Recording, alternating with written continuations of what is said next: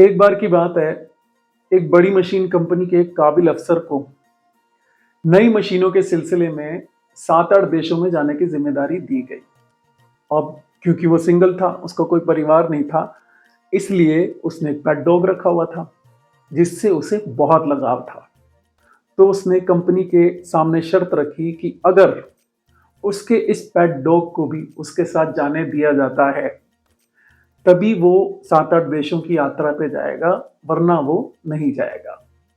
अब क्योंकि वो एक काबिल अफसर था और उसे नई नई भाषाओं में बात करने का शौक भी था, सीखने का भी शौक था, तो कंपनी ने उसकी इस काबिलियत को ध्यान में रखते हुए उसकी शर्त को मान लिया और उसके पेट डॉग को भी जाने की परमिशन दे दी। तो हुआ ये कि जब वो किसी भी देश में जाता तो पहले 3-4 दिन के लिए वो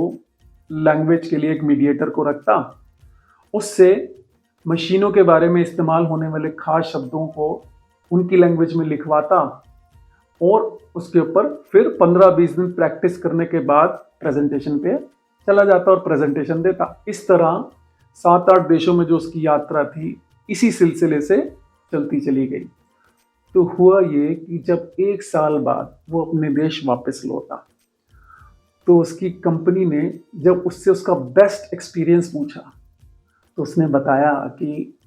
मैं जब 7-8 देशों की यात्रा कर रहा था और हर देश में उनके शब्द लिखकर याद करके सीख रहा था और उसी में प्रेजेंटेशन दे रहा था, तो ज़्यादातर टाइम वो सीखते समय जब मैं प्रैक्टिस करता था तो मेरा पेट डॉग मेरे साथ ही होता था। तो हुआ ये कि हर अलग अलग देश में अलग अलग एक्सेंट के साथ मैं तो उनकी भाषा को सीख पा रहा था और उनके बारे में बोल पा रहा था, लेकिन ये पेट डॉग जिस भाषा में हमारी कंट्री में बोल रहा था या भौंक रहा था, ये बाकी की कंट्रीज में भी ठीक वैसे ही बोल रहा था। इसका अंदाज वही था, कुछ नहीं बदला था।